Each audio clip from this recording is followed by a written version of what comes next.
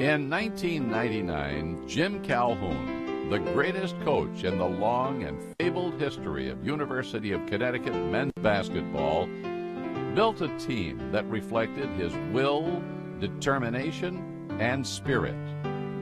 He led it to a national championship, the Huskies' first in men's basketball. That singular moment at the twilight of the 20th century ended a journey that began almost 100 years earlier.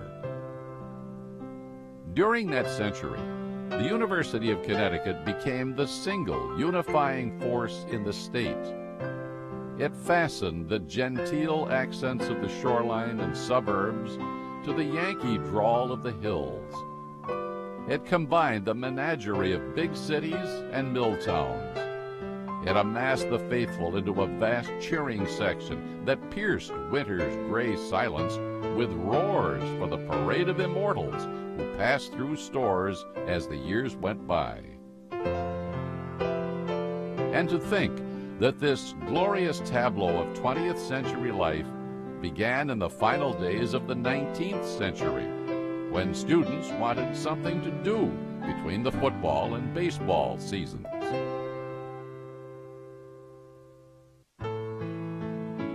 UConn traces its basketball roots to 1901, when the school was known as the Connecticut Agricultural College. The team was popular from the start. Louis Albion Alexander Jr. of Waterbury became the first immortal player to compete for Connecticut. In the 1921-22 season, Alexander led CAC to 15 victories, the most in school history at the time. In 1940-41, Connecticut had one of its greatest seasons, behind co-captains Bob Donnelly and John Yusevich under Coach Don White, as the Huskies won 14 of 16 games. In 1944, UConn ventured outside of New England to meet the national power, New York University at Madison Square Garden, home of big-time college basketball in 1940s America. Although the Huskies lost 46-45 on a long jumper, the close outcome of the game suggested that UConn belonged on the big stage. Even though Coach White left after the 1944-45 season, the popularity of men's basketball reached a fever pitch. Blair Gullion replaced White, and plans were drawn to move games from the aging Hawley Armory to a new structure by 1946. With the war over by the fall of 1945, many student athletes returned and re-enrolled in college. Walt Dropo, who'd been an emerging star in the early 1940s, went to war in 1943. He decided to return to Connecticut to get his degree and play basketball. We had a totally different outlook on life. We came back alive, obviously. The great heroes we had, we lost over there. The ones that didn't make it back. But getting back to the type of players, we were more mature. We had 2 years of service, most of us 2.5 years of service, and we had a different attitude. UConn opened the 1946-47 season at Madison Square Garden against New York University. NYU had defeated the Huskies in overtime a year earlier, and with UConn's veteran squad, writers forecast another tight contest between the two schools. NYU, however, opened strongly behind Dolph Shays and had little trouble with Connecticut's set offense. The Violets went on to score a 67-41 victory over Dropo and the Huskies. Shortly after that loss, and just 5 days before Christmas 1946, Gullion dropped his bombshell.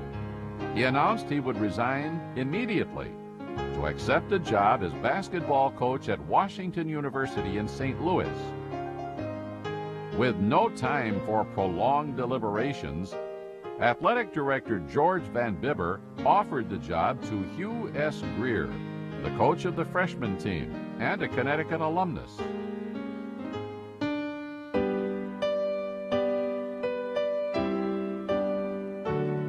Hugh Greer combined tactical brilliance with a flair for pleasing crowds, with teams that played the game at breakneck speed.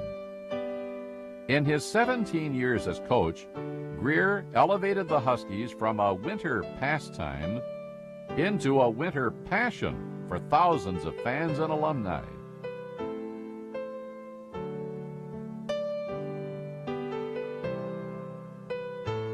His teams won 12 Yankee Conference championships and competed in 7 NCAA tournaments.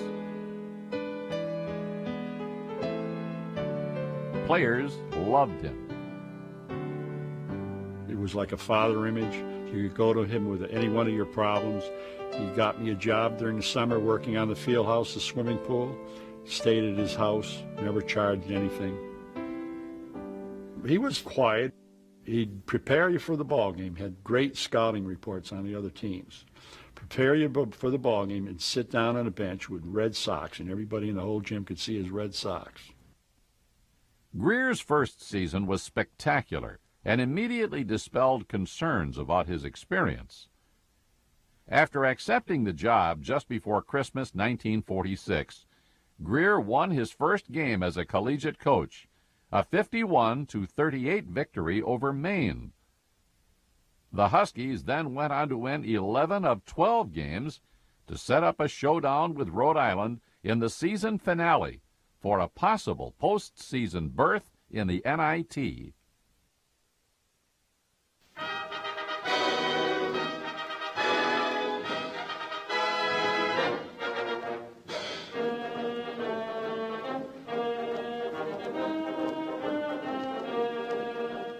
A capacity crowd ringed the court, and long lines stood outside venerable Hawley Armory as Connecticut and Rhode Island tipped off on Saturday night, March 1st, 1947. It was a classic contest between two arch rivals. The lead changed 14 times in the first half alone, as both teams followed a lightning-fast pace. Connecticut took a 37-36 lead at the half behind the play of Dropo at center, and then opened a margin of up to 11 points early in the second half. The Huskies beat back several Rhode Island challenges to win the monumental test of strength 83-75. Despite the victory, a call from the NIT never arrived.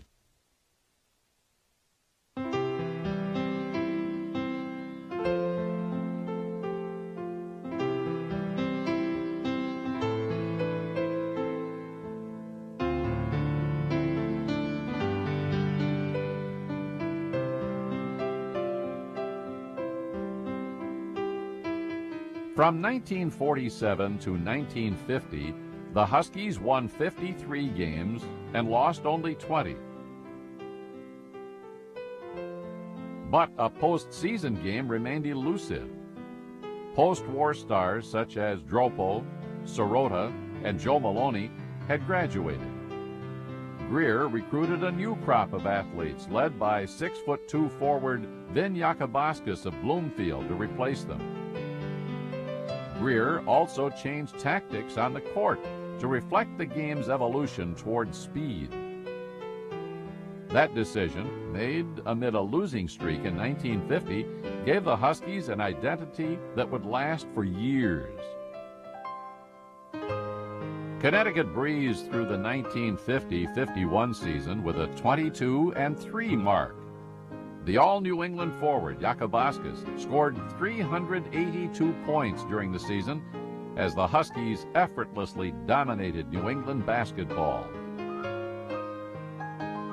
On March 12, 1951, almost 2 weeks after the Huskies' regular season final game, the NCAA announced that Connecticut would represent New England in the tournament and meet St. John's. On March 20th, 1951, Connecticut met St. John's at Madison Square Garden in its first NCAA tournament game. The Huskies, rusty from the long layoff between games, lost 63-52. The Golden Jubilee season would be the last for Ben Jakabauskas and the first for the great schoolboy star Art Quimby. Jakabauskas ended his career as the first 1,000-point scorer in Connecticut history. The following year, with Quimby as the starting center and the fast break in high gear, the Huskies swept through their first 8 games of the season, going into a headline battle against Holy Cross at the Hangar on January 7, 1953. A riot broke out before the game as thousands of fans streamed to stores. About 100 fans without tickets overran a security guard and forced their way into the hangar. Hundreds more, including some with tickets, stood outside the cage as state police restored order and bolted the doors shut. Holy Cross won.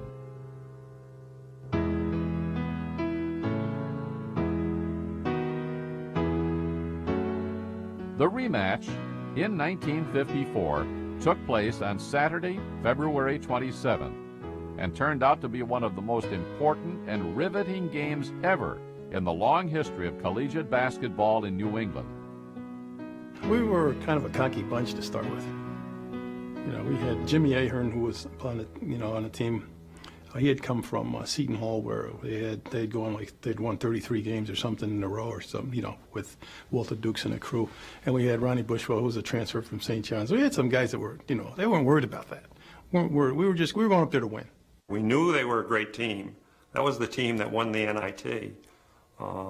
They had Togo Palazzi, Heinsohn, they had Markey. They had some great players. Very deep, and they hadn't lost on their court in, 38, 40 games or something. And it went right down to the wire. The Huskies went into the contest with a 20-2 record. Holy Cross stood at 22-1 and ranked 7th in the country. High-scoring Togo Palazzi led the Crusaders, who, on top of everything else, brought a 47-game winning streak at Worcester Auditorium into the contest.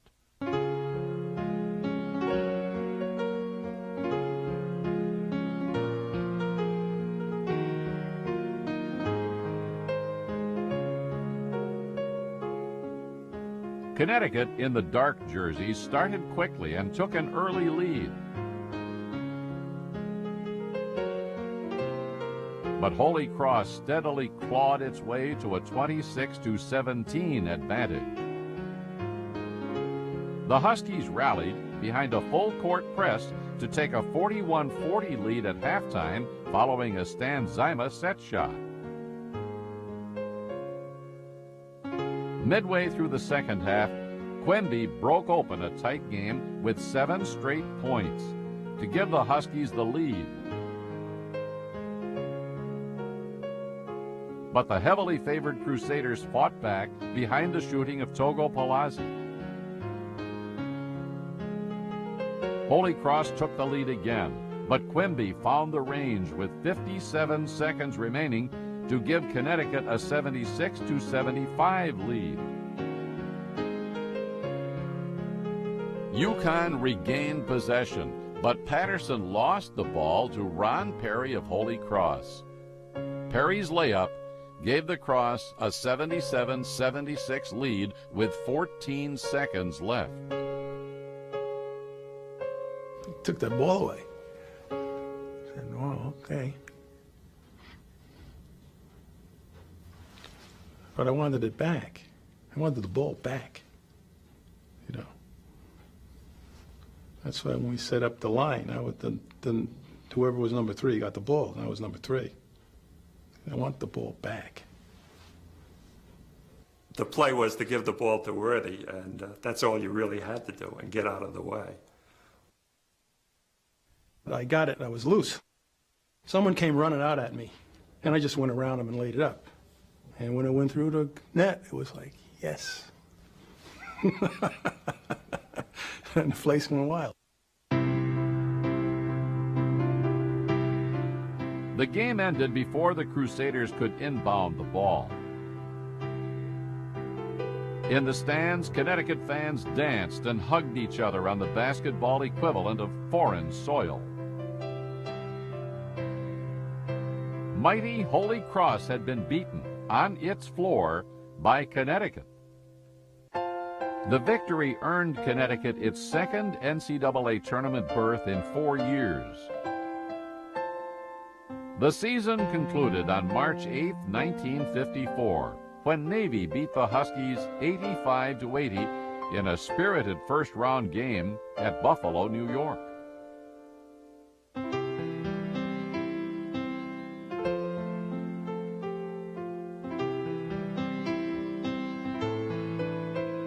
On December 1st, 1954, the University of Connecticut opened its field house. The building could hold almost 5,000 spectators.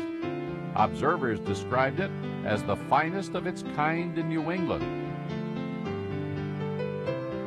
More than simply a basketball gymnasium, the field house served as a tangible expression of the significance of Connecticut varsity basketball in the state. The press, radio, and television expanded coverage of UConn games in the 1950s.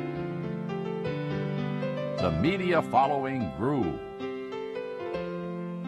On winter nights, the voice of George Ehrlich could be heard on radio stations everywhere in the state. The growth of student enrollment and the increased visibility of the university itself also fed into the varsity's popularity. There was no better game in the state.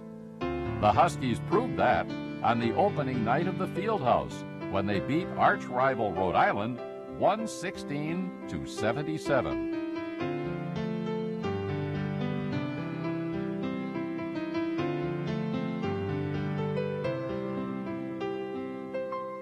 In the final game of that inaugural season in the Fieldhouse, Connecticut welcomed Holy Cross and its star center, Tom Heinsohn.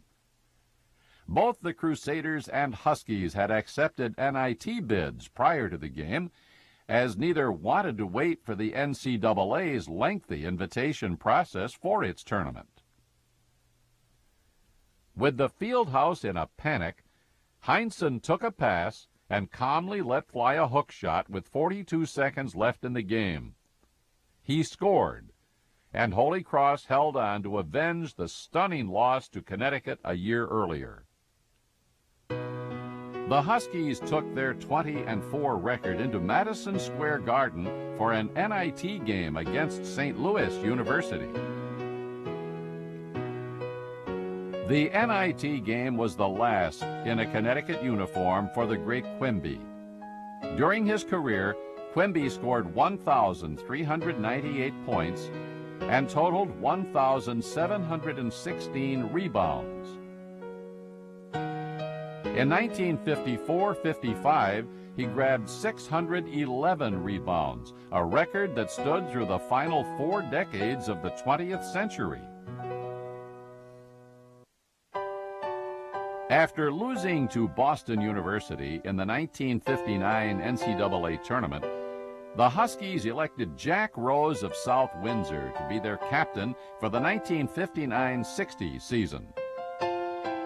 On March 18, 1961, a story broke in the newspapers that New York District Attorney Frank Hogan questioned several UConn basketball players about point shaving in a game against Colgate. The news crushed Greer, who heard about the scandal while on a recruiting trip to Boston. My father was driving me into the Boston Garden to meet Hugh Greer for the first time, and he was on a recruiting mission.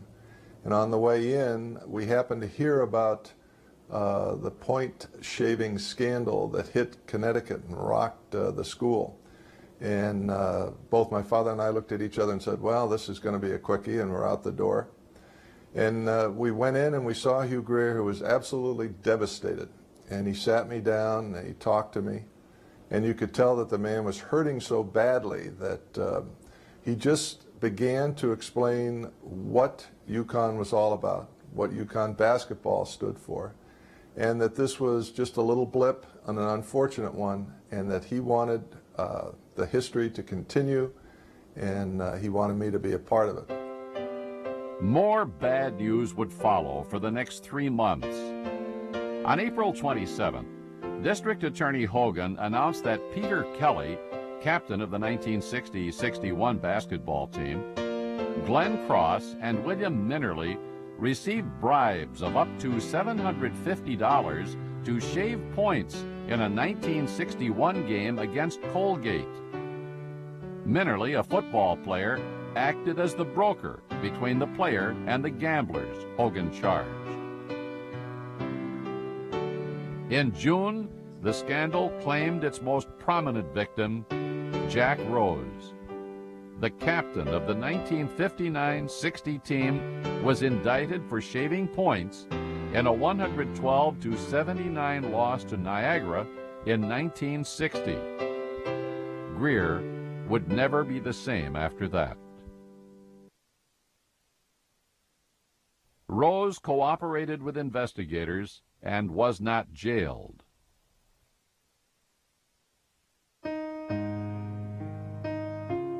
Greer's 1962-63 team won 7 of its first 10 games and partially restored his faith in collegiate basketball, but he looked tired. In a team photo taken in early January 1963, Greer wore that understated smile that suggested to everyone that everything would be fine as long as basketball was being played somewhere. On January 14, 1963, after playing handball with assistant coach George Wigton, Greer died of a massive heart attack at his home. UConn named 30-year-old Duke University assistant Fred Schabel as its varsity basketball coach in April 1963. Schabel inherited a team that included the 6'8" Toby Kimball, one of the best big men in the East. Kimball emerged as the team's leading scorer and helped UConn earn an NCAA tournament berth. Connecticut's all-time NCAA tournament record stood at 1-9 going into the Eastern Regional in Philadelphia against Temple. The Huskies' one victory occurred in 1956 against Manhattan. Connecticut, in white, used only one reserve as Schabel slowed the pace of the action. The Huskies went to Kimball early, but then spread the ball around under the coach's plan. It worked brilliantly. The Huskies won 53-48 as Dan Hesford, Bill Della Sala, Ed Slumsinski, and the great Kimball scored in double figures. Princeton and its incomparable star Bill Bradley would be next in Raleigh, North Carolina on March 13th. Co-captain Dom Perno once described himself simply as that left-handed shooter from New Haven. He was much more than that. A relentless defender of the highest order, Perno could be counted on during difficult times to see the team through.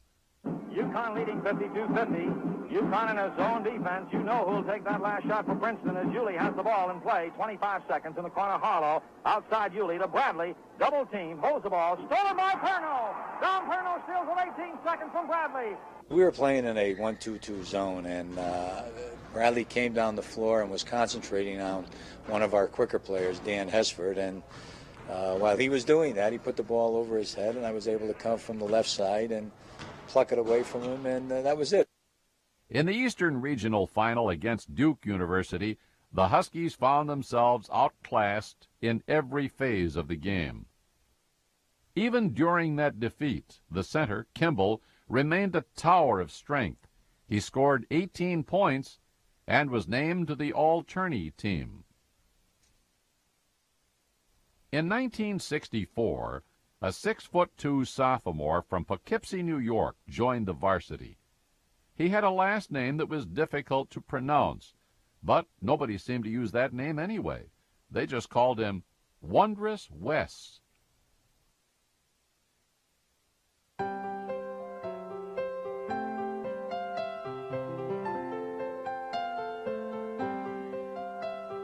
Wes Balasuknia and Toby Kimball were two of the best athletes to play for the University of Connecticut. For one glorious season, the two played together on one of the greatest teams ever assembled in Storrs. The Huskies finished 23-2 in the 1964-65 season and went undefeated in the Yankee Conference. Balasuknia averaged 21.3 points per game. Kimball averaged 21 rebounds per game and added to his greatness by averaging 19.8 points. Before a record crowd of 4,848 at the Fieldhouse, both Balasuknia and Kimball scored 23 points and set numerous records in a game against New Hampshire. For Kimball, the game secured his legacy in the long line of Connecticut big men. He passed Vin Yokobaskis to move in behind Art Quimby as the second leading scorer in UConn history at that point. Balasuknia broke Yokobaskis' sophomore scoring record, surpassing Yogi's total of 417 points, established 15 years earlier. With a 109-61 victory, Connecticut clinched its 14th Yankee Conference title in the league's 18-year history. Next, the NCAA tournament, its second under Coach Schabel in as many years. Despite the record-setting duo of Balasuknia and Kimball, the Huskies could not get past St. Joseph's in the first round of the NCAA tournament in Philadelphia. Kimball made one of the greatest individual efforts in the history of the tournament. He scored 21 points and totaled 29 rebounds. A career in the NBA was next for Toby Kimball. Wondrous Wes assumed Kimball's role as the top draw on the varsity, and he did not disappoint, averaging 21.3 points per game in 1966 and 28 points the following year. He scored a school record 50 points against Maine in February 1967. The graduation of Balasuknia signaled the end of one era and the chaos at the start of another. Schabel decided to leave Connecticut for an administrative position at the University of Pennsylvania. His assistant, UConn alumnus Burr Carlson, was promoted to coach. Captain Bill Corley provided Connecticut's biggest thrill of the late 1960s. The center broke Balasuknia's school record by scoring 51 points in a game against New Hampshire on January 10, 1968.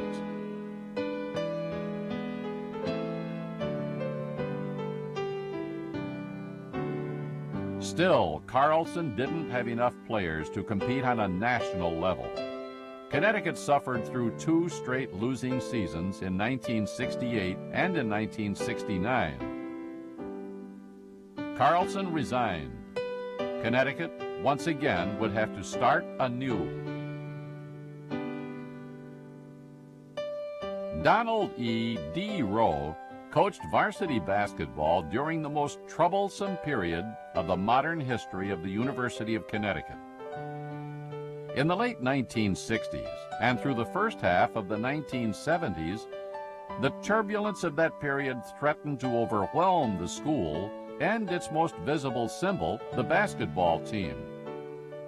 It also threatened to destroy the coach himself, Rowe believed in God, country, and discipline, and the values he held dear were under assault from every corner. Even the game he loved was open to criticism for its structure and regimentation. But Rowe had a strong and sensitive heart. He developed an understanding of what the students and his players were trying to express in their campus protests. The players, in turn, learned how to handle adversity with the dignity and self-respect that Rowe carefully cultivated in them. What emerged was a family that saved Connecticut varsity basketball from destruction and made an entire state believe in miracles, not once, but twice. In 1969, UConn athletic director John Toner asked Rowe to leave Worcester Academy in Massachusetts to assume command of the Huskies. He agreed, even though the team had little talent ready for an immediate turnaround. Still, Rowe was confident. He had no way of knowing that the team would be plunged into crisis at the end of that first season in Storrs. 2 days before a home game against Rhode Island that would decide the Yankee Conference Championship, 3 players were arrested, including starting guard Robert Boyd, on charges they broke into a vending machine at the school. Rowe had no choice but to suspend the 3, who were later cleared of the charges. Between the arrests on February 26, 1970, and the game 2 days later, the faithful closed ranks behind their beloved Huskies. A Hartford Courant desk editor wrote, "Beat Rhode Island," as the kicker to a headline above a page-1 story about the game. Without reserve strength, Rowe decided to hold the ball for as long as possible whenever the Huskies had it.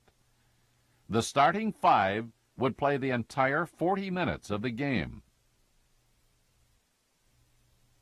Moments before tip-off, Governor John Dempsey walked over from his seat to the team's huddle and expressed his support and that of the entire state.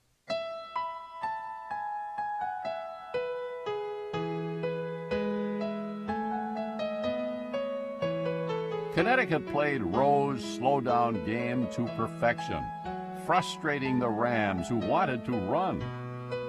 At one point, UConn's starting 5 whipped the ball around to each other for 7 minutes without shooting. The crowd loved it. Rhode Island led by 9-7 at the end of the first half in a game that went according to Rowe's script.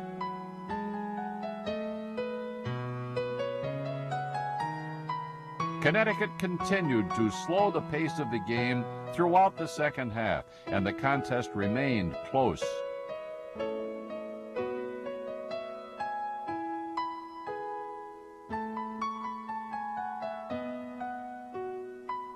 With less than 2 minutes to go, Hoagland's layup gave the Huskies a 32-30 lead.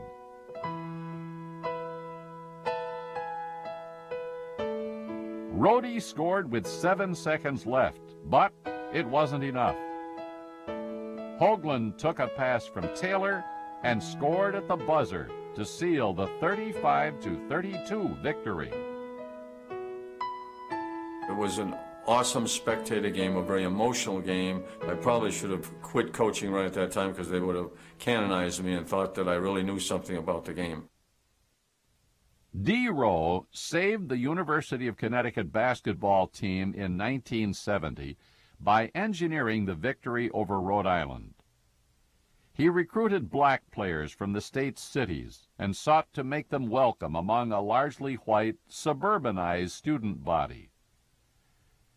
In the early 1970s, he worked tirelessly to make sure the state's best high school players stayed home.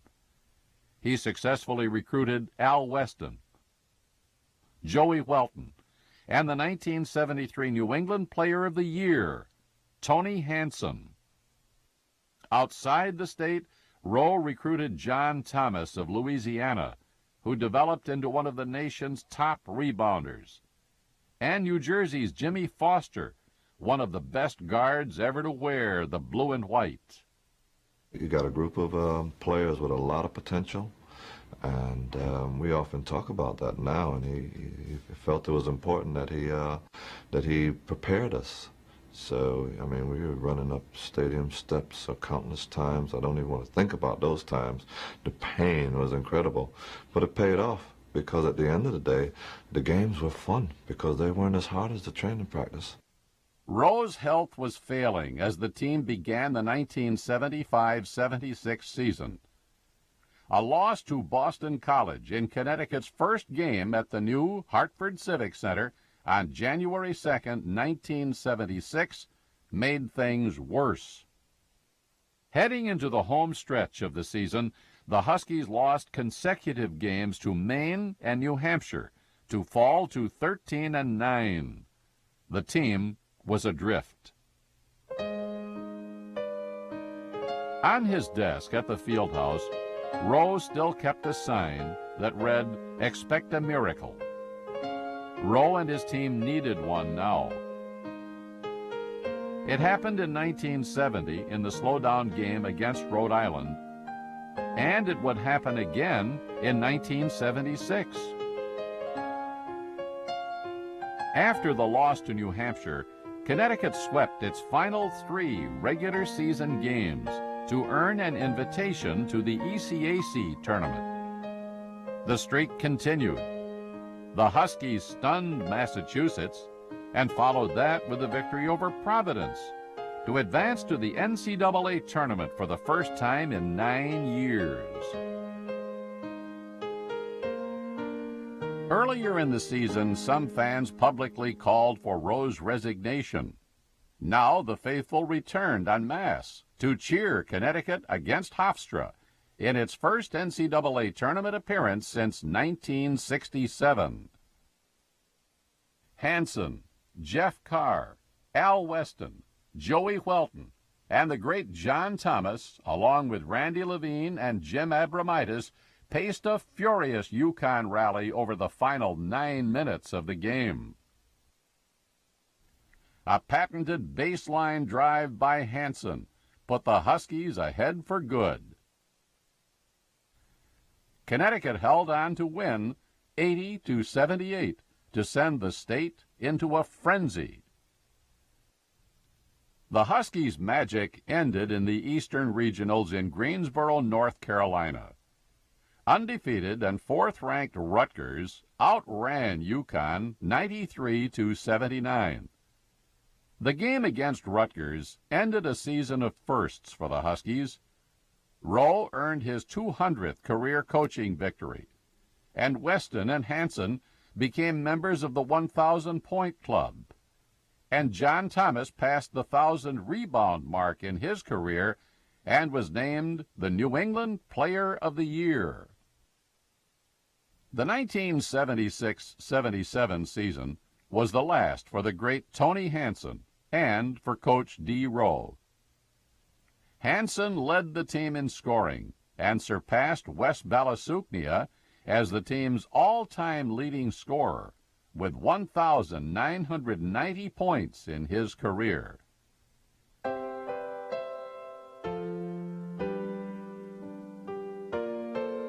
With his health worsening, Rowe decided to leave the game he loved to accept an administrative post in the university's athletic department. He was an assistant coach on the United States Olympic men's basketball team in 1980 and later served with distinction as UConn's chief athletic fundraiser. For 5 years, Dom Pernell was one of Rowe's assistant coaches with enormous potential. But there was one huge difference between him and the others. Pernell was a Connecticut hero with links to the great tradition that had been established in Storrs. When John Toner needed to replace the beloved Rowe, he simply went down the bench and asked Dom Pernell. Perno would lead the team to the NCAA tournament in his second year as coach, secure 2 NIT bids, and point to the school's potential as a national powerhouse by guiding the Huskies through the first hard years of 11-2 lead, and eventually held a 41-38 lead at the half. In the final 20 minutes of the game, the Huskies ran away from the Orange and scored a decisive 78-59 victory. Within the week, Perno's team cracked the national rankings for the first time in school history. The Associated Press placed the Huskies 20th in the nation. United Press International had UConn at number 17. But the glory faded quickly. "We got rich early," said Perno, as the Huskies failed to maintain the play that rocketed them to the national spotlight.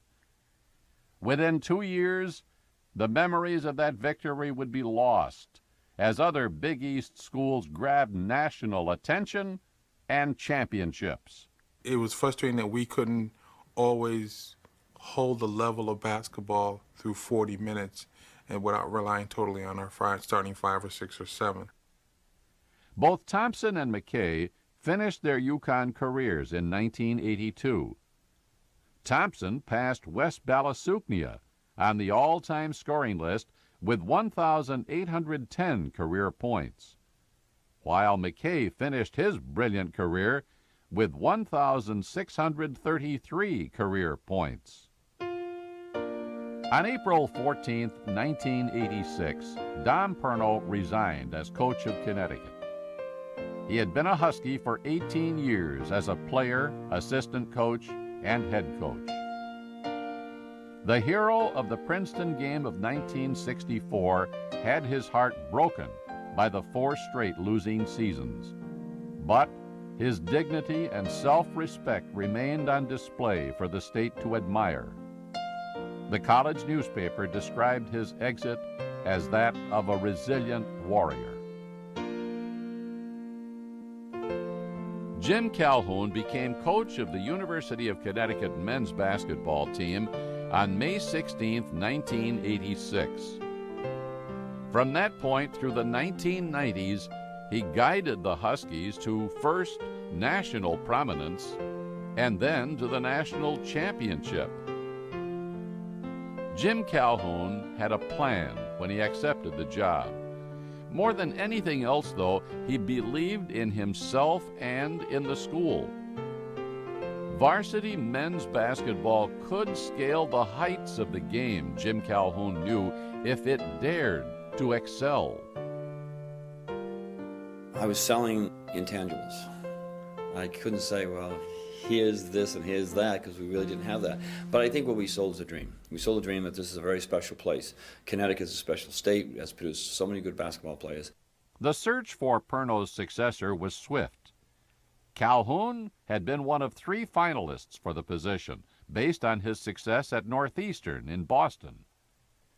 The Big East was making big news, and Connecticut certainly wanted to be with those people. It was just a question of, could Connecticut, one, compete and play with the big boys? And that was the charge, I guess, for Jim as he came in the door.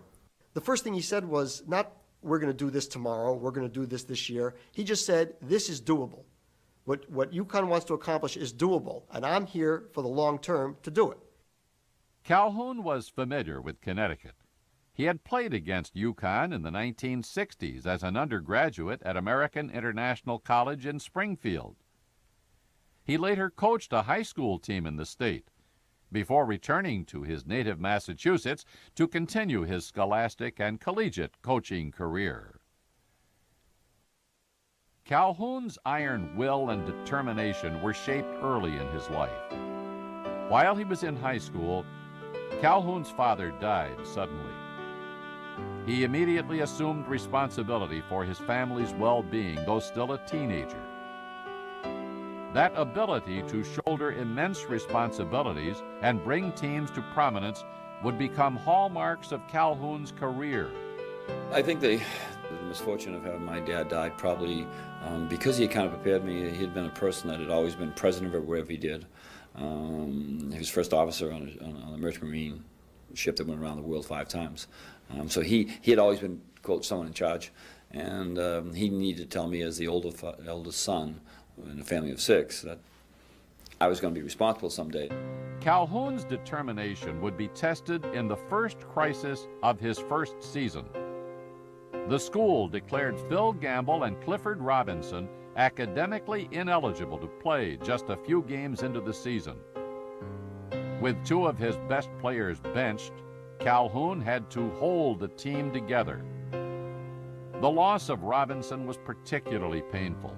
He was the team's best player and an inspiration to younger teammates.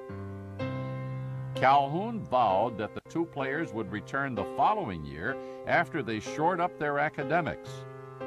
They did. With Gamble and Robinson back for the 1987-88 season, Connecticut clawed its way to its first winning season since 1982. An invitation to the NIT followed. At West Virginia, in the first round of the tournament, sophomore guard Tate George scored at the buzzer to send the game into overtime. The Huskies won. The team returned to the Hartford Civic Center to meet Louisiana Tech.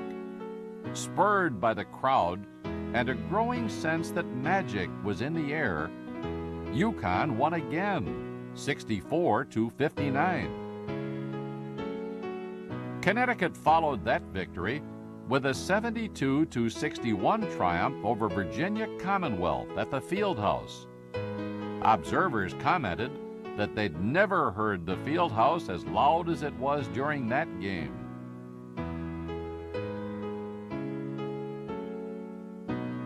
The faithful, who had lost some of their fire for the team earlier in the decade, returned in droves as Calhoun's team continued to win. In the NIT semifinals at Madison Square Garden, the Huskies grounded Big East rival Boston College as Lyman DePriest shut down BC star Dana Barros. Suddenly, UConn found itself competing for a national tournament championship in Calhoun's second year. The NIT championship game against Ohio State ranks as one of the major contests in the history of the UConn men's basketball team. Playing before thousands of fans who swarmed to Madison Square Garden for the final, Connecticut refused to bend to the Big Ten power of Ohio State. Cliff Robinson missed most of the second half because of foul trouble, but the Huskies would not be beaten on this night. They wore out the Buckeyes and won 72-67. The NIT championship team certainly has to have a place because I think what it did was the table setters. Those are the guys who kind of set up the banquet we saw to eat after that. And I think very simply, guys like Phil Gamble, Cliff Robinson, God rest his soul, who died recently, Jeff King, Spider Ursery, Tate George, Steve Peichel, Murray Williams, Lyman DePriest. Some of those kids, they have really kind of set up a lot of things that have happened because they gave us legitimacy. They made us a team that was beyond just being a pretty good basketball team regionally, but a team that made a little bit of national noise. When Jeff King and Phil Gamble climbed on top of a backboard to celebrate the victory, it was clear that Connecticut was on top of the world for the first time in its long basketball history. Coach Jim Calhoun stitched together 3 distinct elements in his drive to bring national greatness to the school. First, UConn needed a world-class building to host games and attract recruits. The Gamble Pavilion, named after 1943 UConn graduate and school benefactor Harry Gamble, would serve that purpose.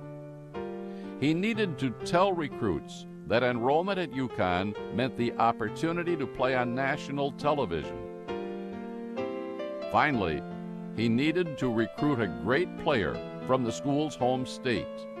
He did that with guard Chris Smith of Bridgeport. The first team to play in Gampel in 1990 would also be one of Connecticut's finest and take part in one of the Huskies' great victories of all time.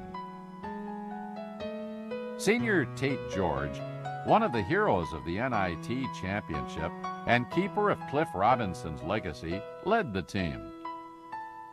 The team also included an Israeli Army veteran, Nadav Hennefeld, who decided to enroll at Connecticut after seeing the campus for the first time. This was the first time that I met Coach Calhoun. I saw the place, I saw the campus, and right away I decided if I have to decide between these two, it's going to be Connecticut. Connecticut won 10 of its first 12 games in the 1989-90 season. But then the team lost to St. John's and learned a lesson it did not want repeated. We were just scared to lose. You know, I don't think we ever really sat. I mean, we got beat by St. John's at their place by 31 points in the middle of the season. And we took the bus ride back.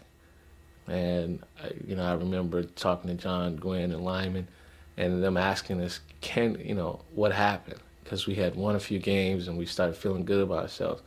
Well, we got back to campus and we had practice at 2 in the morning. With the St. John's loss and the late night practice behind them, the Huskies marched through the Big East schedule in making the most impressive one-year turnaround in league history. They beat Syracuse. He deserves that. He's worked hard tonight. And so does George. Jim Calhoun and his Connecticut Huskies have won 4 straight Big East games. Georgetown was next, and the Huskies' pressing defense staked the team to a big lead that they did not relinquish. On the strength of the victories over Syracuse and Georgetown, Connecticut ascended the national rankings. By season's end, Connecticut shared a piece of the Big East Conference title. In the conference tournament, the Huskies beat Seton Hall, Georgetown, and Syracuse. For the first time, Connecticut was conference champion.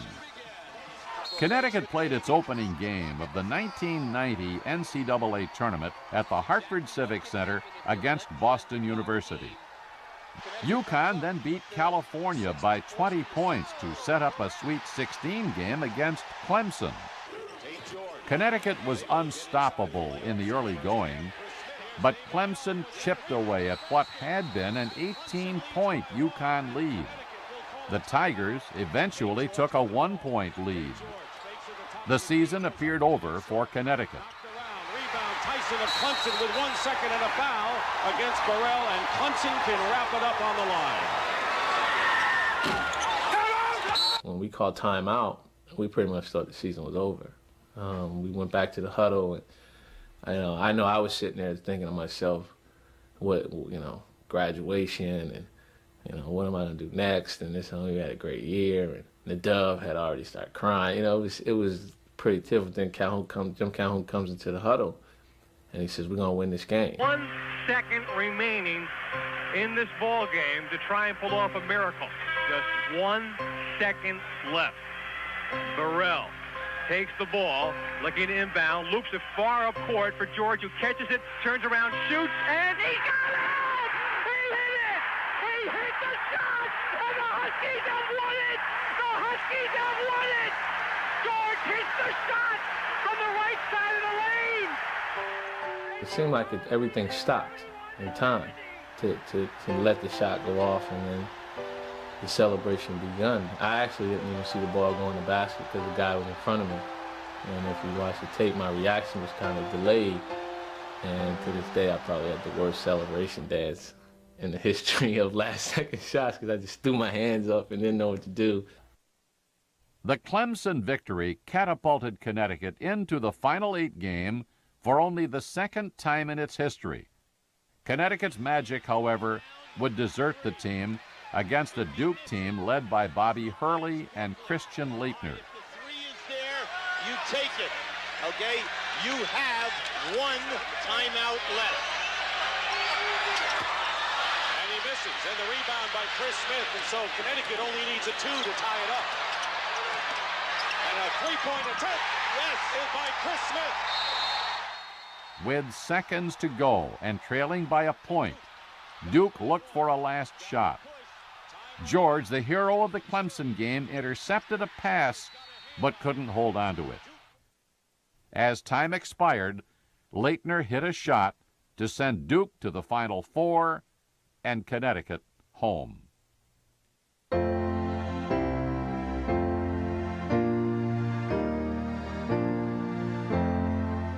The faithful were there for the journey back to Storrs.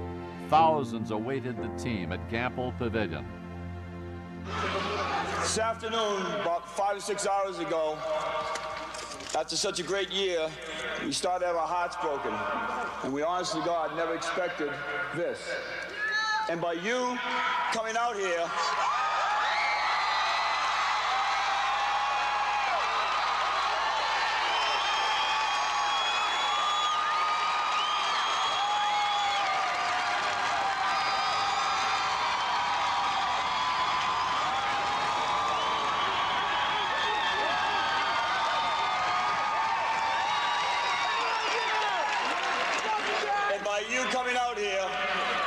you've mended those broken hearts, and you've put a place that we'll remember the rest of our lives. Thanks all. Later that week, the faithful gathered at Bushnell Park in Hartford to say thank you to their winter heroes. Following the 1989-90 season, Calhoun was named as Consensus National Coach of the Year, the first time a Connecticut coach received the coveted honor. In 1991, Connecticut returned to the Sweet 16, where Duke once again found a way to eliminate the Huskies. The following year, the guard who showed the nation that playing for Connecticut meant playing for a national power became the first Connecticut player to score 2,000 points. Chris Smith from Bridgeport ended his career with 2,145 points.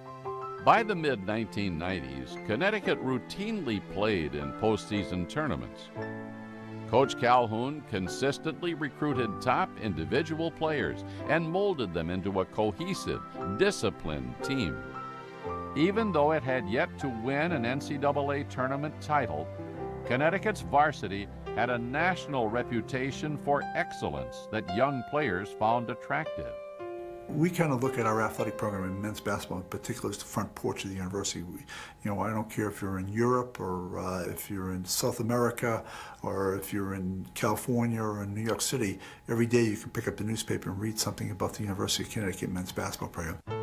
In 1994, the great Donyell Marshall averaged 25.1 points per game and led the Huskies to their third Sweet 16 appearance of the 1990s.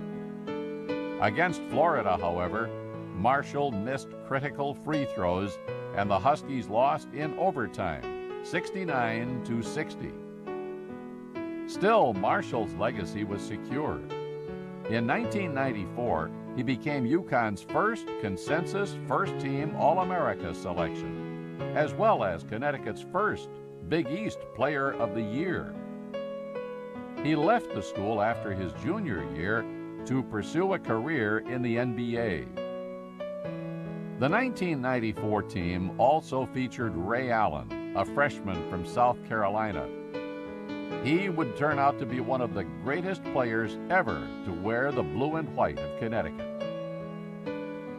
Marshall's decision to join the NBA after his junior season did not stop Connecticut in 1994-95.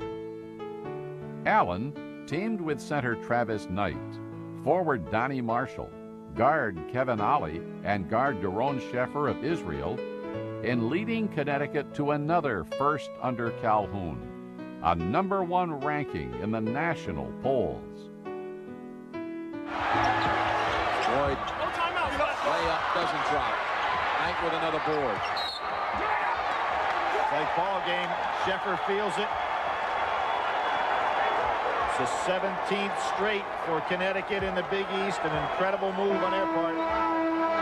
Is this their finest hour, taking over #1 for the first time ever? Well, you'd have to say that.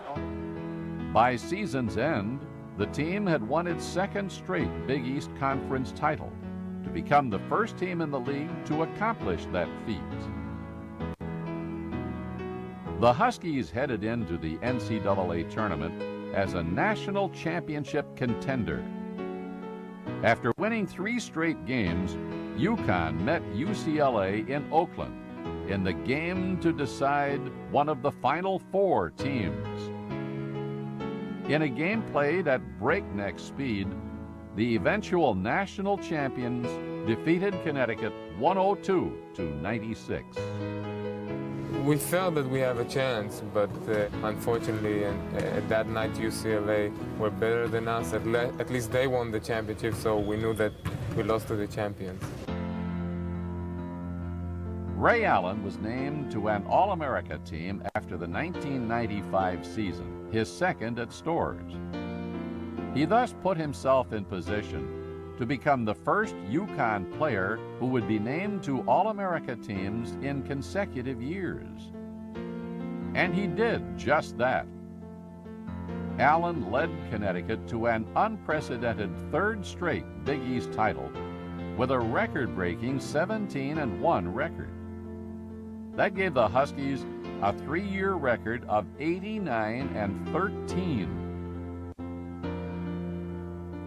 Allen was named to several All-America teams to become the first Husky to be named in consecutive seasons. He was also named the National Player of the Year by several organizations. Like Marshall, Allen pursued a career in the NBA after his junior year.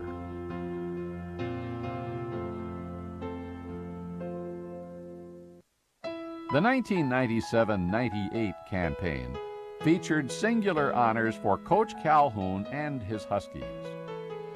During the year, Calhoun passed the 500-win career coaching mark and became the first coach in NCAA history to win at least 250 games at 2 different Division I schools.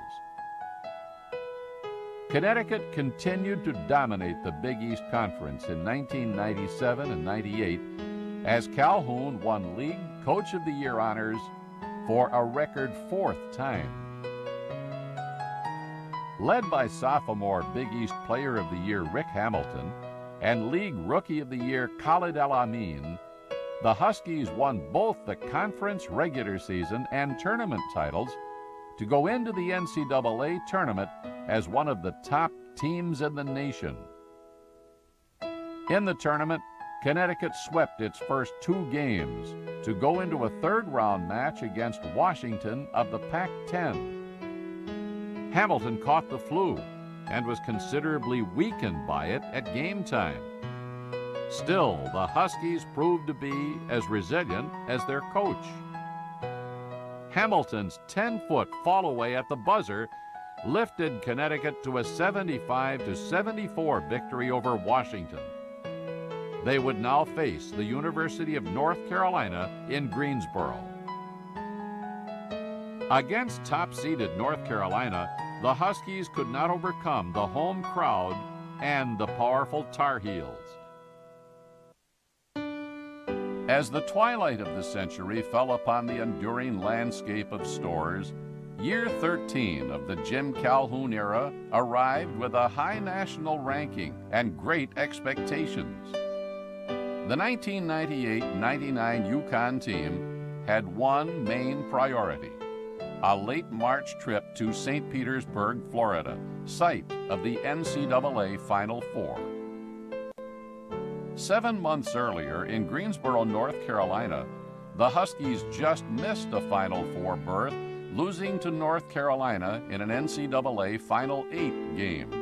I remember in the locker room saying to the kids, amongst the tears and all the other things that teams go through as they go through a 6-7 month process, how proud I was of them, number one, but hopefully how disappointed they were, and knowing how close they had been to obtaining a goal that we had tried to set out many years ago, but in this case many months ago, and that's to get to the Final Four and win a national championship. And I said, remember how you feel right now. Bottle it, And I don't want you to forget it. The principal players from that team would return for the 1998-99 campaign. Sleek swingman and preseason All-American Richard Hamilton would start at one forward, flanked by junior Kevin Freeman, the team's warrior off the glass. Jake Voskuhl, a junior, would start at center and serve as UConn's defensive goalie.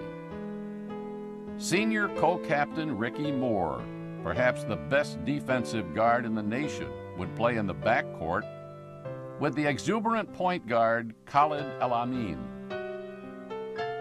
Sophomore forward Edmund Saunders of Waterbury, guard and co-captain Rashmel Jones, guard Albert Mooring, center Suleiman Wan, along with guard E.J. Harrison and senior forward Antrick Kleber, stood at the ready to spell the starters and add new dimensions to any game. Clearly, the expectations from the outside in were great. Most magazines had us rated number 2 behind Duke. Some magazines, a couple anyway, had us rated number 1 ahead of Duke because Duke was thought to be tremendously talented with 8 McDonald High School All-Americans in the program, but possibly a little young. Expectations was definitely high. We had a great team from the prior year, and we wanted just to come out and have a great season. The expectations was to hopefully reach the Final Four, and we prepared ourselves over that summer to definitely do that. Connecticut brought a perfect record and a top national ranking into a December 1st contest against highly regarded Washington. The Huskies proved they belong at such lofty heights by coasting to a 69-48 victory over Washington. They were now a team to be reckoned with on any court in the nation. The Huskies solidified their hold on number 1 5 days later at Gamble Pavilion. Michigan State and its All-American guard Mateen Cleaves arrived in stores as the 8th-ranked team in the nation. They left thoroughly beaten. Down by 4 points with 10 seconds to go against Pitt, UConn showed its grit. Albert Mooring drained a 3-point shot, and Khalid El-Amin took a pass and hit from the lane to give the Huskies a stunning victory. What a win! What a win by Connecticut! Your instincts just take over from there. We didn't call a timeout, so we just had to go off the spur of the moment type of thing, and we did that, and I was able to hit a shot, and I was very blessed to do that. The Pittsburgh game maybe was symbolic of what this team is about. Now, we don't need to be down 5 points with a minute to go and down 4 points with 10 seconds to go to win a game to prove that we have some resiliency. But it really was a unique, unusual team, and I think that game may have been much more symbolic of than we even knew. You know, you're talking about a mid-December matchup, which kind of was a prelude to what eventually would happen in late March. On January 23rd, 1999, Jim Calhoun became the winningest coach in UConn history as he posted victory number 287, a 62-47 decision over Seton Hall. He surpassed Hugh Greer, who posted 286 wins in his 17 years at the school. That game was the second of 4 consecutive games in which the Huskies trailed at the half, but on each occasion, the team rallied to win, improving its overall record to a perfect 19-0, the last unbeaten team in the nation. The heart of the team was absolutely incredible, and also I think somewhat unique because it wasn't just a singular person, it was a collective heart, and that makes a difference. And I think that very simply, there were games like that Miami, which was a great basketball game, by the way, and yet I never thought we played great in that game. And yet we won. And that sometimes is a sign of what a really, really great team is. You don't have to play your best to win a game. In the 20th game of the season, however, UConn's propensity to improvise and overcome would be challenged by Syracuse at the Hartford Civic Center. In a double shot of bad luck, UConn would be forced to play without 2 starters in the Monday night game. The All-American Richard Hamilton was out with a bruised thigh. Stalwart center Jake Voskuhl, meanwhile, had a foot injury. Syracuse exploited Connecticut's confused and tentative play, holding the Huskies to their lowest point total in 16 seasons in the 59-42 victory. It was a shocking experience because we hadn't lost the whole year, and we didn't know how coach was going to handle it. We didn't know how the team was going to handle it. But everybody came back, and coach was real positive and said that, we got to come back and play Stanford, and we can beat them. We were a very good basketball team. We weren't just Rip. We just weren't Jake, Kevin, or anybody. We were Connecticut, a very good team, and we worked on them. And I think sometime very dramatically at practice, when we knew Richard couldn't go, I kind of threw the whistle down and said, is he the only guy that can beat Stanford? By the end of that first week in February, UConn would travel 3,000 miles to Palo Alto, California, to shake off the defeat and put the team back on track to St. Petersburg. Even though Hamilton remained on the bench, Connecticut reversed its sloppy play of earlier in the week and startled Stanford from the start. 4 players, led by Khalid El-Amin, scored in double figures as the Huskies raced to a 17-4 lead and went on to score a 70-59 victory. Madsen misses his first shot. Outlet, here's Jones, runs the floor for the layup. And the kids just responded wonderfully, and probably one of the best wins as a coach in 27 years I've ever had. And the kids were just absolutely magnificent from the get-go. Despite a loss to Miami later in the season, Connecticut would clinch its 5th outright Big East title in 6 years with a victory over Syracuse. In the Big East Conference Tournament quarterfinals, Seton Hall led UConn by as many as 7 points in the first half. An upset seemed entirely probable. Then Kevin Freeman, whose steady play all year was inexplicably ignored by all Big East team voters, seized command. Freeman scored 22 points and gave UConn the lead for good with a tip-in with less than 2 minutes to go in the game. Connecticut survived that scare and went on to rout Syracuse in the Big East semifinal. In the Big East tournament final against highly regarded St. John's, Connecticut scored the first 13 points of the game en route to scoring an 82-63 victory and second straight conference tournament title. With the victory, the Huskies became the first team in league history to win the regular season and tournament titles in back-to-back seasons. The quiet warrior, Kevin Freeman, earned the Big East Conference Tournament's Most Outstanding Player Award, lifting UConn to its 4th Big East Tourney title and 3rd in 4 seasons. We came together collectively as a team. I believe we had a team meeting, and we knew as a team that we had to step our game up, and we stepped it up for the rest of the Big East tournament. I don't know who would have beaten us on the Friday and Saturday. We were that good against both Syracuse and then obviously St. John's. For Coach Jim Calhoun, the NCAA tournament bid that followed the Big East Championship marked the 8th time in 13 years that he would lead the Huskies to the NCAAs. Connecticut took its top seed and headed to the West region in Denver, Colorado. Illness, however, kept Jim Calhoun sidelined for the first NCAA game against Texas San Antonio. He watched from his hotel room in Denver as the Huskies rode a 25-point halftime lead to a 91-66 victory under associate head coach Dave Lato. Connecticut followed that effort with a brilliant dismantling of New Mexico, jumping to a 17-0 lead in cruising to a 78-56 victory. It was Jim Calhoun's 300th victory at UConn.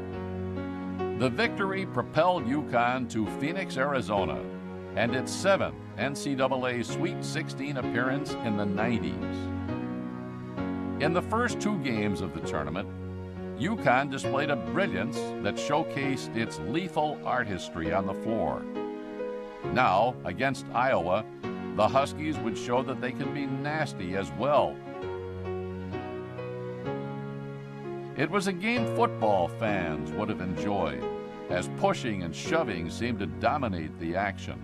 I didn't realize those guys were that big. I'm coming out the locker room, there's guys looking like huge grown men, 7 feet tall, walking through, and each guy was built pretty good. But we didn't anticipate how dirty that team would be and how physical, how bad they wanted to win that game, and they didn't back down from us. The game on both sides became physical. The officials, in deference to them, wanted both teams to win the game and not they determine the outcome, so they let both teams play. Knowing our kids, they stood up to the challenge, and it became as physical a game as I said, it maybe as I've ever coached in 27 years, and we obviously survived that incredibly physical test and the emotional test of being Tom Davis's last game at Iowa. Connecticut methodically wore out the big, bruising Hawkeyes. It ran off every rebound and forced Iowa to play a game it was incapable of playing.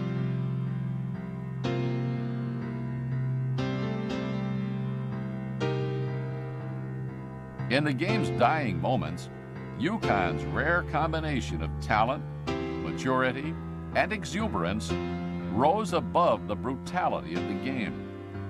The Huskies made free throw after free throw, while Iowa couldn't find the range. Connecticut advanced to its second straight Final Eight with a hard-fought 78-68 victory. In the pregame haze of the regional final, memories of 4 previous Final Eight appearances drifted through the press. In 1964, Duke soundly defeated the Huskies in Raleigh, North Carolina. In 1990, Christian Leitner of Duke sent Connecticut home with a basket at the buzzer. In 1995, UCLA outran the Huskies en route to the national championship. In 1998, North Carolina played in its home state and beat UConn by 11. So much talk about we have never made it to the Final Four. Coach Calhoun has never made it to a Final Four. So we had that in the back of our minds. But we wanted to come out and be relaxed and just play Connecticut basketball. Now, Connecticut would be meeting the sentimental favorite of the tournament, Gonzaga. The school from eastern Washington State was as rough and big as Iowa, but with a surer shooting touch, particularly from the three-point line. To UConn, Gonzaga wasn't Cinderella. It was a terrific basketball team. I thought Gonzaga was one of the better teams we played in the entire tournament. Just because their team didn't have a big name or a huge reputation doesn't mean you should take anything away from them. They were very, very good. I wanted a different opponent. I wanted Florida. I wanted North Carolina. I wanted Stanford. I thought Gonzaga would come out loose. They did. I thought they'd come out being down 8 points and being loose. They got Connecticut close. They're really happy. Gonzaga mirrored the Huskies' intense play on defense and off the glass in fashioning a 32-31 lead at the half. But co-captain Ricky Moore, forward Kevin Freeman, and Hamilton refused to wilt under the pressure. Hamilton made big shot after big shot to keep Gonzaga at arm's length. Moore steadily kept the clamps on Gonzaga's shooters and flawlessly directed UConn's offense. Freeman, meanwhile, controlled the glass and scored key baskets throughout. Gonzaga, however, would not go away and trailed by a point with less than a minute to go. Khalid El-Amin struggled to score all game, but his 2 free throws gave the Huskies a 65-62 lead with 34 seconds remaining. UConn then deployed its smothering defense to deny Gonzaga a clear shot at scoring. Freeman grabbed an errant shot with 6 seconds remaining and sealed the victory by calmly sinking 2 free throws. And he did it. Jim Calhoun telling his troops, no fouls, no fouls. Everything else has happened to Connecticut. The last thing they need to do is to foul a three-point shooter and have him make the basket. One more for Freeman.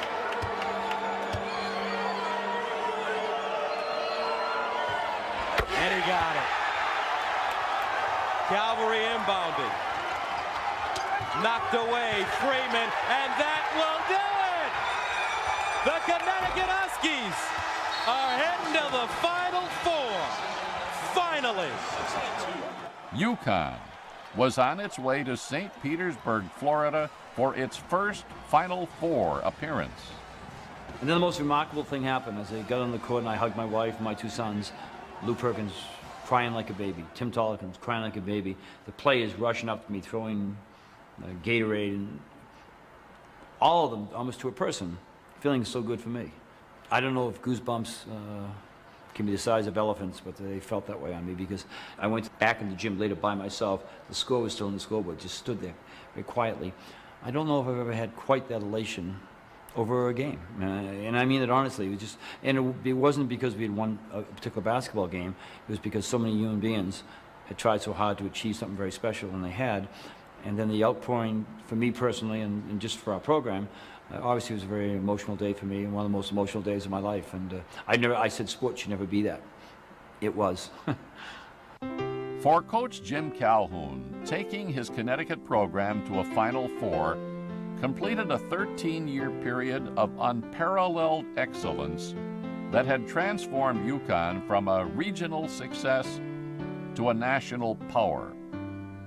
But the coach and his team were hardly satisfied. "We still have not fulfilled all our goals," said co-captain Rashmel Jones when he arrived in St. Petersburg, Florida, the site of the Final Four.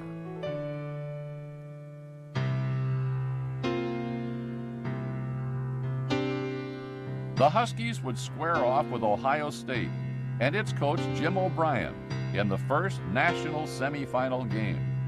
O'Brien had been an assistant coach for UConn in the late 70s and early 1980s. The game featured a matchup between top backcourts. The Buckeyes featured guards Scooney Penn and Michael Redd. UConn had Ricky Moore and Khalid El Amin.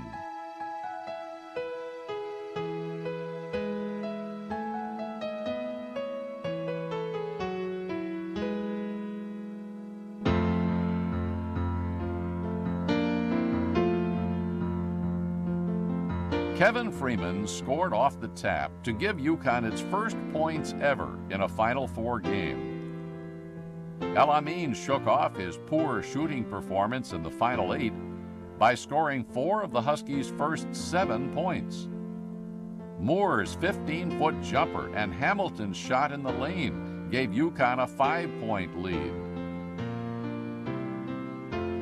Moore, meanwhile, held Penn in check. With UConn up by 1, El Amin took a pass and tossed the ball from behind his back to Freeman for a layup. The pass gave UConn a charge, and the Huskies went up by 6 points, 26-20.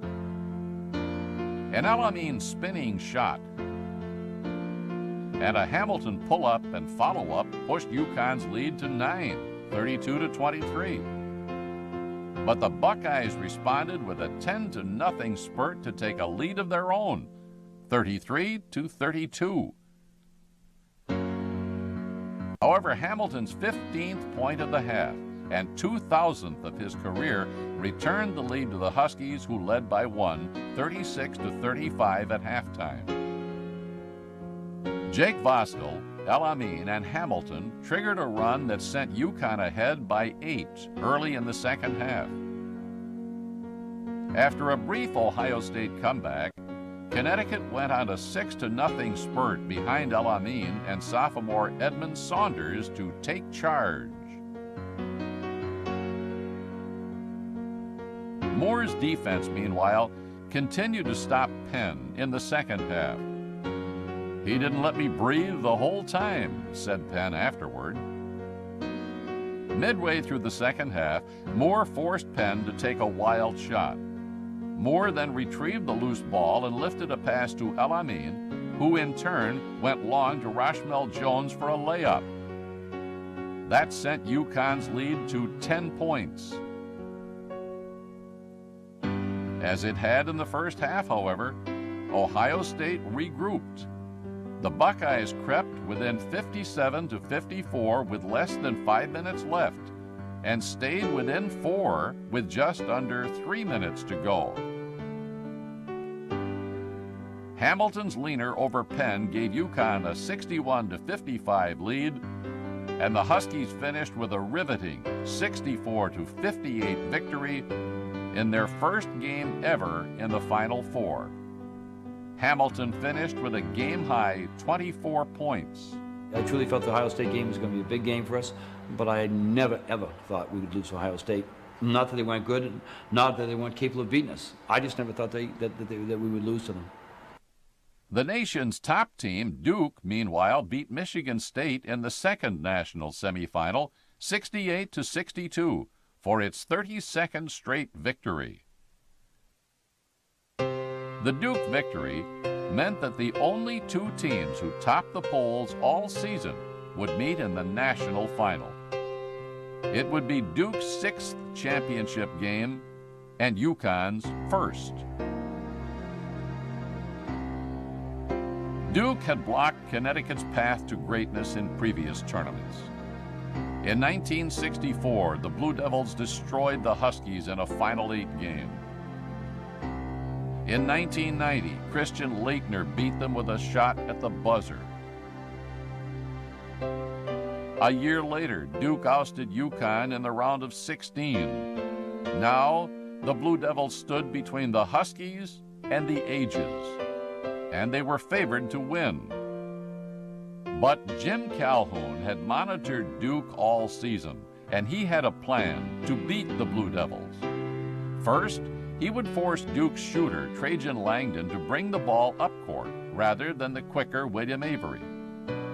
Second, he asked center Jake Voskuhl to keep on center Elton Brand's back and wait for help from Kevin Freeman when Brand got the ball. Finally, he believed UConn's non-starters, Rashmel Jones, Edmund Saunders, Albert Mooring, and Suleiman Wan, could be a major factor in the game over the much more heralded Duke reserves. More importantly, Jim Calhoun told his team that they could do things that Duke could not. I saw something in Jim Calhoun at 1 o'clock on the afternoon of the Duke game. He was at the pool at the hotel with his wife, going over his notes, but sitting at a pool. Anyone that knows Jim Calhoun knows that on a game, let alone the national championship game, you would not find Jim Calhoun at the hotel pool hanging out. And yet that said something to me. It said, I've got them ready. I believe the kids are ready. And now we're going to go out and see what happens in 40 minutes. I had been taking down note cards all along a period of time on Cincinnati, Maryland, and then particularly Duke recently, on ways in which we could beat those teams if we did face them in the NCAA tournament. I think the entire year was us and Duke, the whole entire time, Duke and Connecticut. And we seemed to be just like a whole chapter behind them in every aspect of basketball. They had the dominating team, Elton Brand and Trajan Langdon. And what we wanted to do, we were confident that we could beat them. And all it was a matter of confidence. And we feel going into the game, we were the only people that believed in ourselves, and we had to go on the court and prove it.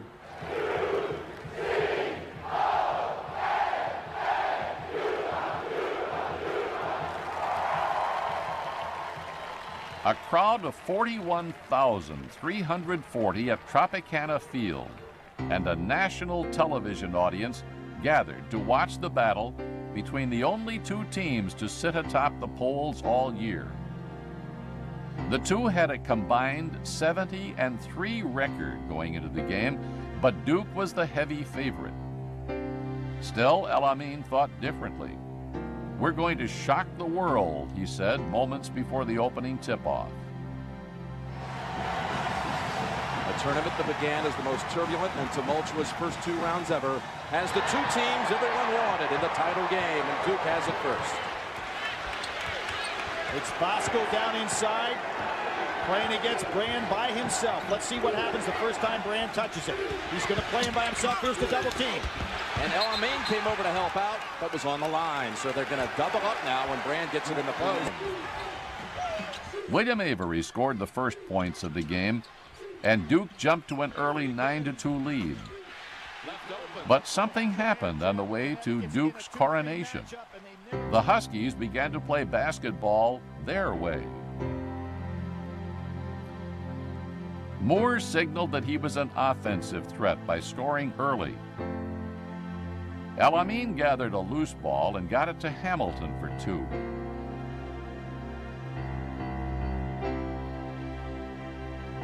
Moore's jumper gave UConn its first lead, 12-11, and he kept shooting. He scored 9 of UConn's first 15 points. Avery kept Duke close and gave the Blue Devils the lead, 23-18. El-Amin committed his second foul and had to be benched, but Moore continued his offensive show to give UConn a lead. And as Coach Calhoun had reckoned before the game, UConn's bench came up big. Albert Mooring and Rashmel Jones scored to keep UConn in the lead, as did Suleiman Wan and Edmund Saunders. With just under 2 minutes remaining in the first half, Hamilton's 10th point gave UConn a 36-32 lead. Another element of Jim Calhoun's plan was working exceedingly well, too. Jake Voskuhl kept Brand off balance, and when the Duke center got the ball, forward Kevin Freeman and others sprinted over to him for the double team. Brand turned the ball over 3 times and scored only 5 points in the half. Duke, however, was too good not to recover. Langdon erupted for 7 points in the final 90 seconds of the half to give Duke a 39-37 lead. We were down at halftime. We said, hey, we made some mistakes here. We have to kind of clean it up and get going again. And we went out and we took care of business. And we really truly believe that. Now, once again, you know, there were 1,000 plays and emotions and things. But generally speaking, our mindset really was the same for 48 hours. It was really marvelous to be around those kids and have them respond the way they did. In the second half, Langdon continued his hot shooting. He gave Duke a 44-41 lead with a 3-pointer. Brand and Shane Battier finally found their game legs and scored in the lane. With less than 4 minutes gone in the half, El-Amin committed his 3rd foul and had to sit out once again. UConn, however, stiffened its resolve. Freeman's rebound and Wan's baseline jumper kept Connecticut within reach of the Blue Devils as El-Amin watched.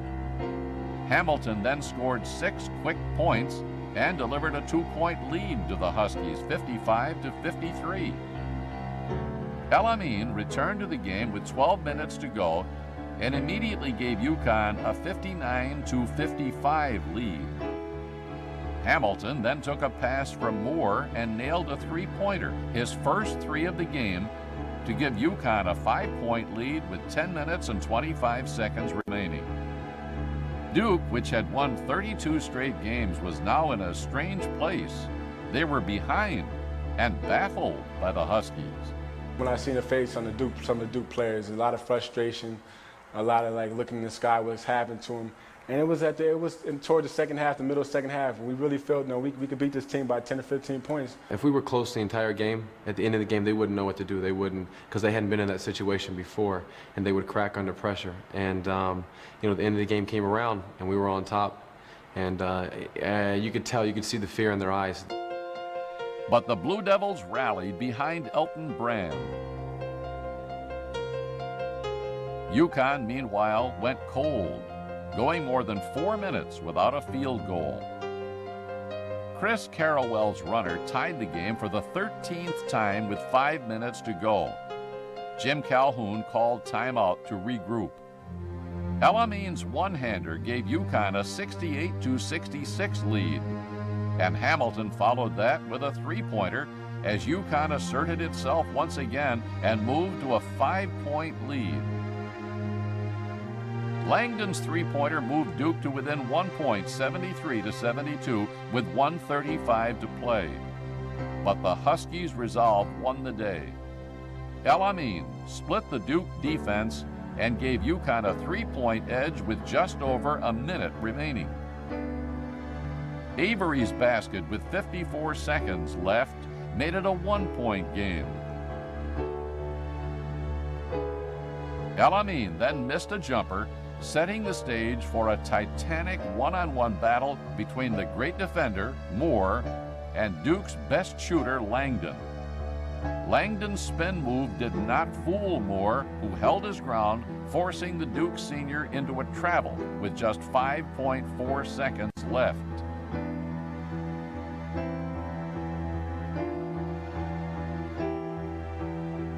El Amin was fouled intentionally by Duke. With the calm and grace of a champion, the sophomore guard hit both foul shots to give UConn a 77-74 lead. Roshmel Jones kept Langdon at bay as the championship game ended. Trajan Langdon's going to take it to length of the floor and try to get it off. He doesn't have a lot of time here. Pressure from Jones. Langdon trips, and UConn has done it. Folks, you got to believe, because just when people say you can't, you can, and UConn has won the national championship. UConn was the national champion and had thus proven itself in one of the great college games of all time. I just consider myself lucky just to be a part of it and just to have the opportunity to play under Coach Calhoun. Richard Hamilton, the All-American forward, was named the most outstanding player of the Final Four. Hamilton, one of the greatest players to wear a Connecticut uniform, was named a consensus first-team All-American. It was the second straight year that he appeared on All-American teams. Hamilton finished his career as the #2 scorer in Connecticut history with 2,036 points. He would leave at the end of the year to pursue a career in the NBA. The co-captains, Moore and Jones, were part of a senior class that established a record for most wins in any 4-year period in UConn men's basketball history. In winning, Connecticut became the first team since Texas Western in 1966 to win the national championship in its first Final Four appearance. The victory capped a 6-season span in which UConn posted an overall record of 171 victories and only 34 defeats, the winningest years in school history. UConn made a triumphant return home on March 30th. Crowds lined the road from Bradley Airport in Windsor Locks to the campus in Storrs, a 35-mile journey.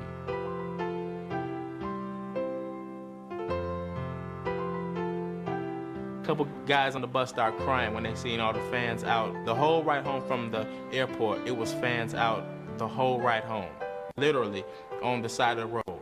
And just to see that and to see all the support that we had, and it was just great. More than 11,000 awaited the team in Gamble Pavilion.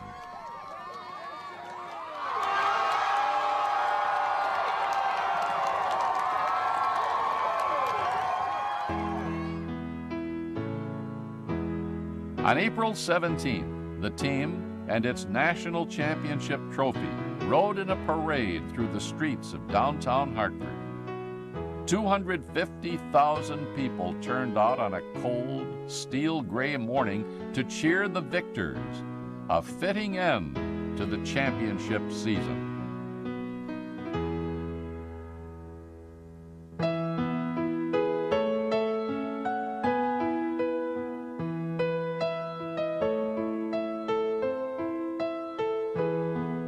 The victory completed the 13-year motion picture directed by Jim Calhoun. Our program, our players, our seasons are not a simple Polaroid. It's all part of a much grander motion picture, the UConn coach had often said.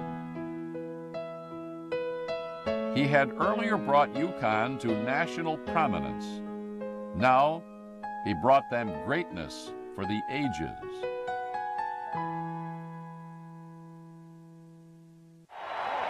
Congratulations, Coach. Jim, we'd like a few words from you, please. I just want to thank the best fans in America. Although you may disagree, CM, from the best state basketball in America to the best basketball team I've ever coached, who brought this trophy home. I also want to congratulate a great Duke basketball team that we beat here today. They're a tremendous basketball team. Congratulations, Jim. You're great champions.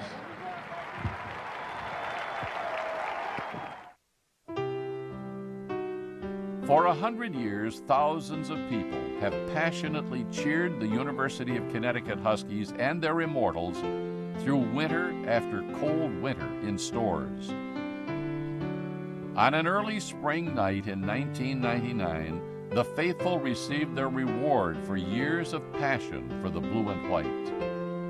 A national championship had been triumphantly secured by the Huskies under the direction of their legendary coach Jim Calhoun and brought home to Connecticut.